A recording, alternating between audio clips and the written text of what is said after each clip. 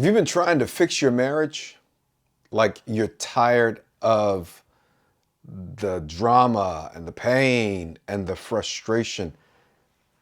What are you doing to fix your marriage? What does it take to fix your marriage? I talk to couples all the time in my work as a relationships coach, a marriage coach. And people say, we've been trying, we've read books, we've been to therapy, we've been to conferences, we've been to retreats, we've done all of these things. They said, but we are still not fixed. We're not better. What I've learned is you can do hard work, but if it's not the right work, you'll be doing hard work that leads to great frustration. And I'm concerned that so many couples are wanting to fix their marriages, wanting to have better relationships, but they don't know where to begin. They don't know what to do. And today in this video, I want to offer you some very clear solutions out of a very, very powerful framework. I call it my 6 fix for a strong relationship, for a strong marriage. I coach around these 6 things, and when people do the things that they're coached to do, that's a whole thing. They actually do the things that they're coached to do, they see extraordinary results. Hey, I'm Rod Harrison. As I mentioned, I'm a relationships expert and an executive marriage coach. I have the privilege of working with some really cool people who are very successful in their public lives, but who often struggle in their private lives.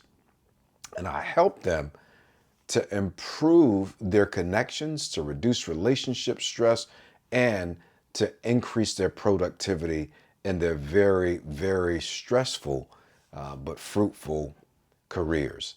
And so I'm happy to be here with you today. I hope you get a lot out of this video. Let's talk about this framework for how to build an incredible, thriving, amazing marriage or relationship. I don't want you going around trying to do everything. Can I coach you for a few minutes? Really, can I coach you for a few minutes? Like, you could actually take your relationship from the depths of disconnection to amazing intimacy. You and your spouse can have an extraordinary relationship. I know, because we weren't as close as we always looked. We looked close, but I was chasing success in my career. I was working with an NFL football team. I was helping other couples and going home and having fights with my wife and being disconnected, walking out of the house when we were arguing because I didn't know how to just stay there and work through the conflict. And I was hurting her in the process. And I realized I was being a hypocrite, and that what I was trying to tell other people they should do to fix their marriages, their relationships, I wasn't able to fix my own. And so I did a lot of research. I did a lot of work. I did a lot of work on me. I started seeing my coaches. I got some therapy for some long-standing challenges from my background. And I came up with this formula that has helped literally hundreds of couples. It'll help you today as well. Would you like to learn my 6 fix? Right? I got nothing to sell, but I would say like and subscribe to this video if it's helpful to you, and make sure that you get my Happy Marriage worksheet. It's a free resource for you, where in fact I go in deeper understanding about these 6 amazing principles, this framework for helping couples have a dynamic relationship. Are you ready? All right, here is number 1. Number 1 is you gotta know your why. Why did you get married in the first place? Why did you give your heart to this person? Why? Why? What is it that you were looking for in your life that you believe this person could help fulfill, satisfy? What were you looking for? I meet so many people who don't know why they got connected to the person they got connected to. And what they don't realize is that you bring to your relationship expectations. Ooh, that's a big word. You got expectations. Your spouse has expectations. We all got expectations. All God's children got expectations. You don't even have to believe in God. You got expectations. Expectations are a part of relationships. And when expectations are here and delivery is down here, we got a lot of disappointment. And that disappointment turns into frustration. Do you know why you connected with the person you're connected to? Is there something in your life you've been trying to fix? Listen, in my videos, you're not going to get little silly tactics. Just do this, do this, do this, turn your head this way, raise your hand that way to fix your marriage. No, because that's shallow stuff. And I don't believe you can have a great relationship on shallow tactics. I want to help you get down to some real nitty gritty where you get better on the inside. So the first thing is know your why. Why did I say yes to this person? What expectations did I bring with me? All right, so here's the second one. You got to grow emotionally. My coach told me, oh, this is easy, Rod. You're emotionally immature. I was like, bro, are you serious? Is that what you're telling me? I pay you all this money to tell me I'm emotionally immature. He was right. And guess what? For most of us who've grown up in the Western world, it's true. Most of us are emotionally immature. What does that mean? That means we lack awareness of ourselves and we lack awareness of other people. And so we don't tend to listen very well, which is going to come up in a moment, right? We don't connect with others on an emotional level very well because we weren't taught that. I wasn't taught it. My parents weren't taught it. My grandparents weren't taught it. I just learned it and started teaching it to my kids who are adults. And thankfully they started embracing this before their adult years. Here's all I'm saying. Can you just open up to the fact that you got some growing to do emotionally? Don't get mad at me, right? You got some growing to do emotionally, just like I had some growing. I'm still growing emotionally. And if you want to get better in your marriage or in your relationship, you have to choose a path toward emotional growth. In my courses and in my coaching groups and when I'm working with my private clients, this is where we spend most of our time helping people grow their understanding, their development emotionally. We got to grow emotionally. That's the number two thing.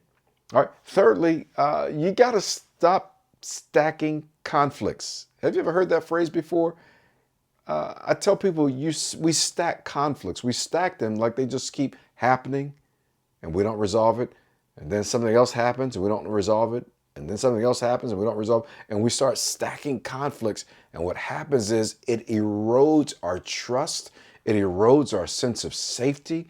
But you got to stop stacking conflicts by learning how to resolve conflicts. How did people resolve conflict in the house you grew up in? Did you ever see people resolve conflicts? How do you resolve conflicts? Do you resolve conflicts in your marriage, in your relationship? If you don't resolve conflicts very well, this is a huge, huge key to building a safe environment in your marriage. If the two of you can learn how to resolve conflicts, I'd love to be your coach, by the way. Wouldn't that be fun? It'd be fun for me to teach you how to resolve conflicts because you can. And there's a proven, beautiful, amazing science to it, right? But you got to stop stacking conflicts, stacking them. Ask your spouse, hey, are we stacking conflicts? You know you are because stuff that happened 12 years ago keeps coming back up and stuff that happened 3 months ago comes back up. And resentment still lingers in the background. Like y'all love each other, you care about each other. But one couple I've been working with says we've never resolved a conflict in all our years. Some people say, well, we just agree to disagree. Well, that can be helpful, but it's better, it's safer if you can resolve conflict. So when you have to agree to disagree, it's not done with distrust or with resentment. All right. Number 4, you got to learn how to communicate in a way that leads to connection. Let me say that again. You have to learn how to communicate in a way that leads to connection, not just communicate. You got to also connect. This goes back to why growing emotionally is so important, because I can say all of the right words, but be shallow and empty towards you, and vice versa. But if I'm going to communicate with you, you got to feel me. You got to feel like I'm in it to win it. You got to feel like I'm all there. We use an acronym in my coaching that we call AWARE. It means that you're all in, that you're warm, that you are emotionally accessible, that you are emotionally responsive, and that you are emotionally engaged. So communication is so much more than the words we speak. It's even more than the tones we use. It has to do with how attuned we are with each other, how much we care about what the other person is experiencing when I communicate, or vice versa. And so communicating in such a way that you connect is a huge, huge key. Let me give you one more here, or two more. The two more. I said six. Rebuilding trust. Do you know that trust can be destroyed just like that? Just that fast. Right. I tell my clients, trust is lost in buckets, but it's regained in drips. And if you break trust, you have to take the time and the focused energy and intentionality to rebuild trust, because a relationship cannot stand where there's no trust. Trust is foundational for healthy relationships. We used to teach our children all the time as they were growing up, hey, if you want us to have a great relationship, and we want a great relationship with you, we need to be able to trust you. We want you to be able to trust us. So if you're struggling in your marriage or your relationship, one of the things you got to start getting real about is, how much do I trust my spouse or my significant other on a scale of 1 to 10? Like, how much do you trust them with money? Ooh. How much do you trust their word? How much do you trust them to do the part they said they would do? How much do you trust them to care about you emotionally? How much do you trust that they're being faithful to you? And so if the numbers are low on a scale of 1 to 10, you got some work to do to rebuild trust. And I want to encourage you, you got to focus on the process of rebuilding trust. Hey, I think I mentioned to you my Happy Marriage Workshop, and I want to mention it again, because everything that I'm going through right now, I go through in more detail in the Happy Marriage Workshop. So just make sure you click on the link in the description and get the Happy Marriage Workshop. It's free, it's for you. There's no strings attached. It's simply a resource to encourage, help, and give you some clarity so that you're not working on the wrong things trying to fix your marriage. You're working on the things that work. All right. We talked about rebuilding trust. Here's the last one. How about if you help each other heal? Ooh-wee. Have you ever heard that?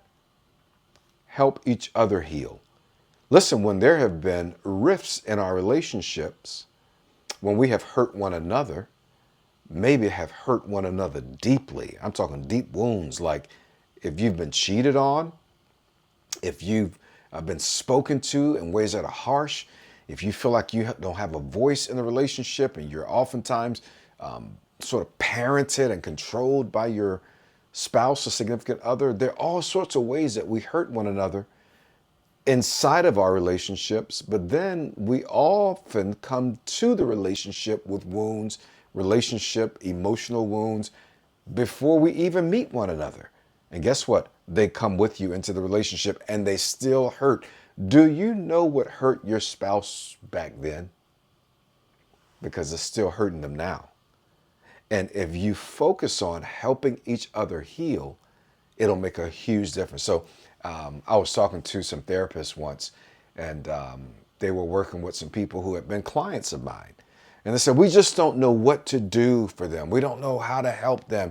And so we were told if we should call you and you might be able to help us. I was like, hey, I tried to help them, but this is the thing that's really sticking.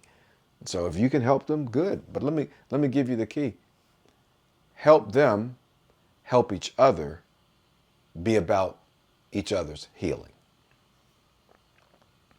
help them heal one another.